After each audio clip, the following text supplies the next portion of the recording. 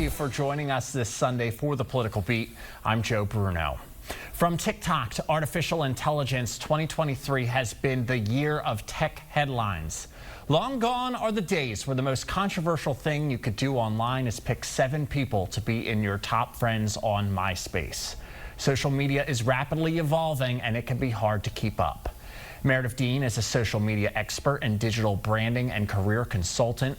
She is the CEO and founder of the Dean's List and is joining us this week to talk about some of the biggest social media stories in the news right now. Right now, there are talks about a ban or a forced sale for the app. How likely do you think this is? Well, if you saw the trial, you would know that it's pretty likely. And I'm saying that in an unfortunate way. I think that TikTok has helped educate hundreds of thousands, millions of people now on things they may have not learned otherwise, especially in school. We even look at a local example of Mrs. BTV, who became Charlatan of the Year, who was meeting their students where they were at and making these incredible science videos for her students. And they were able to learn so much, and it was in a really fun format, and they loved learning because of it. And she actually went to Congress to testify and got to meet the CEO as well of TikTok. So I think based on security concerns, which when I was watching the actual trial, it seemed like a lot of those congressmen and women didn't really know fully what they were talking about, especially when it just came to the app itself. I would have loved to know if they actually had a TikTok account themselves, but I think it's pretty likely based on how it seemed like a witch hunt. What is it about TikTok that makes this app so controversial? And if it were to be banned, I imagine a lot of people's livelihoods would be impacted because people have businesses, they've launched careers. This app is more than just funny videos. I think what it comes to is the fear of the unknown. A lot of these congressmen and women, or even people in general, they haven't really understood what TikTok does on the positive side. They're hearing about the negatives, and it's almost like this rumor that keeps going. And so what they're worried about is the kind of content that is on TikTok. There can be some questionable things when it comes to offensive language, or maybe just some very violent or some kind of sexual innuendos that are on this app. So I think a lot of people are worried about that content, but with security features on TikTok, you're able to filter a lot of this so your kids aren't seeing this. And you also need to be a certain age, of course, and TikTok is very good about those age limitations. But what they're worried about is Chinese spyware. This is a constant worry of some people that they feel like the Chinese are spying on us, which is actually not the case. These servers are actually in Houston, and they have thousands of employees who are here on United States soil that are working for TikTok, and this is people's livelihoods. A lot of influencers, they were able to buy houses because of what they've made on TikTok. Some people have become overnight sensations, and their businesses have grown like crazy. There's plenty of local examples here where people have blown up overnight and their businesses become wildly successful, and they're reaching an audience they wouldn't reach otherwise. So I'm a big fan of TikTok when it is used appropriately. What would you say the best case scenario is for TikTok still having a presence in the United States? I think the transparency is huge, and if you watch the CEO during his testimony, there were 3 different things that they were talking about doing that would be different. Number 1 is focusing on limiting a lot of this content for teenagers and watching those age restrictions. The next thing is making sure that they are giving up all of this information to the government, which actually Meta does not do. And TikTok, they're just trying to be more transparent with their data, and then having all of their data housed in the United States. So it would not be in Singapore or in China. And then the other thing is that, we've heard about trying to be acquired by an American company. So that would be a really great way to go about it. Jeff Jackson, Congressman from Charlotte, has been praised for his usage of the app. What is it about the way he uses the platform that has so many people captivated? I am blown away by Jeff Jackson's social media team. What they have done is they've created these videos that are easy to understand, and they don't feel partisan whatsoever. So we have someone who is a Democratic congressman, but he is presenting all the issues in such a matter-of-fact way. Some people have even made a joke that he seems like a robot or he's AI, just because of how good he is presenting all the issues and he's not heated, but also he's using closed captioning, which is really important, especially for people that are hard of hearing. So you're able to watch this video without any sound. Most users are not watching with sound.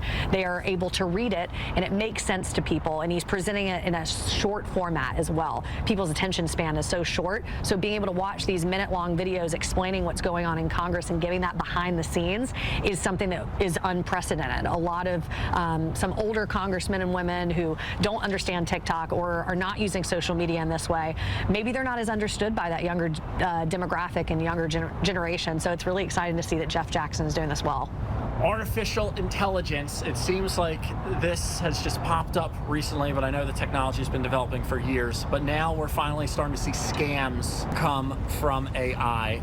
How can people protect themselves, and what are you seeing? What types of issues are starting to arise? So with AI, there are a lot of positives and there are a whole lot of negatives. And what I've seen with some of these scams with artificial intelligence is that if you've ever done any kind of voiceover work, or you've ever recorded a video with your voice, these scammers are able to take your voice and use it against you when it comes to calling your family and using your voice saying, I'm in trouble, I need help, and then asking for money from your family. And when someone is using your own voice, people are obviously horrified. It's not just typing on a computer and sending a questionable message.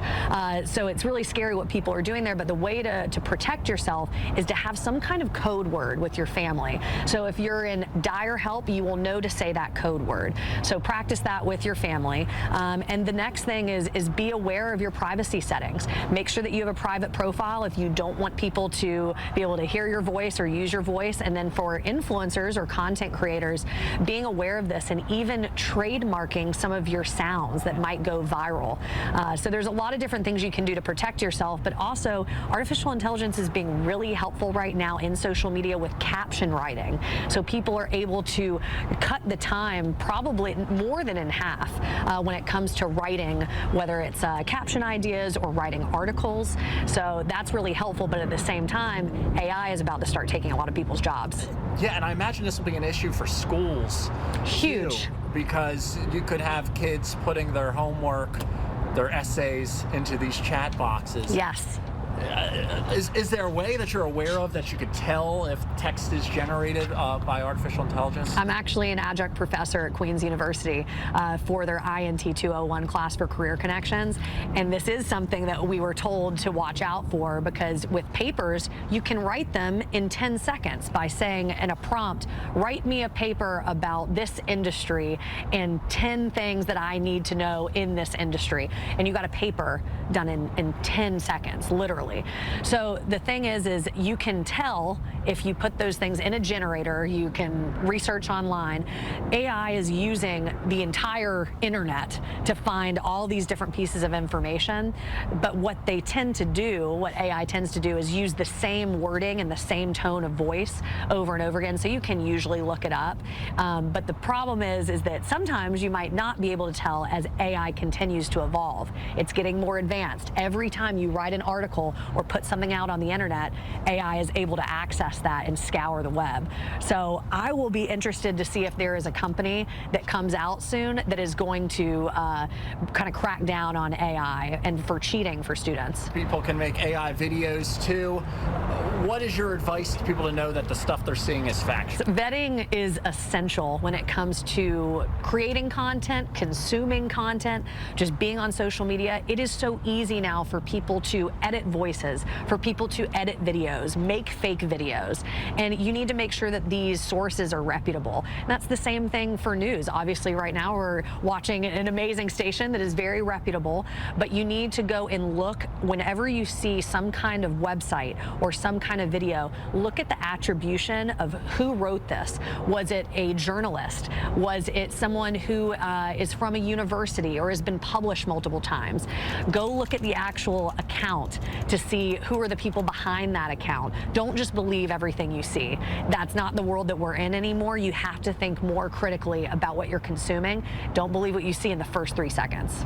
Now, to wrap things up, we've talked about TikTok bans and artificial intelligence scams, but social media still is being used for good. Social media is 100% still being used for good, and I like to use this analogy that I heard from someone else, but social media is like a power tool. You can saw off your arm or you can build a house with it. And luckily with my company, the Dean's List, we're a digital branding and career consulting company focused on building community. I could not have gone full-time without social media. I have not even had to pay for advertising once because social media has helped us grow into a community of over 10,000 young professionals, and I'm really grateful that social media coaching has gotten me to where I am, but it's based on building authentic content that is helpful, that is kind, that is lifting other people up, and is valuable, so you're learning something from it. So I think that social media can be essential for building a business. You look at an example of, there is this beautiful story of a man that was writing a book for 7 years, and his daughter decided to post a TikTok about the journey for his dad writing this book, and he was too afraid to publish it. She posted that TikTok, went viral with millions of views. He became an Amazon bestseller, New York Times bestseller, and his dream was realized. Those sort of stories exist everywhere. Very happy stories. You even look at Mrs. BTV that's educating hundreds of thousands of students. I'm a success story with how my business was able to grow and go full-time as a female entrepreneur, and I'm really grateful. There's another company here called Pretty Honest Candles, a Black-owned candle company, and I absolutely love these candles, but several of her videos went viral and she was able to have insane sales that she couldn't have gotten otherwise, and that was even during the pandemic. So there's plenty of good ways to use social media, plenty of good ways to use AI, but let's just discern a little bit and be careful. A North Carolina General Assembly bill to keep an eye on this session deals with minors on social media. Social media networks would need to put in place stronger age verification tools and make changes to their algorithms.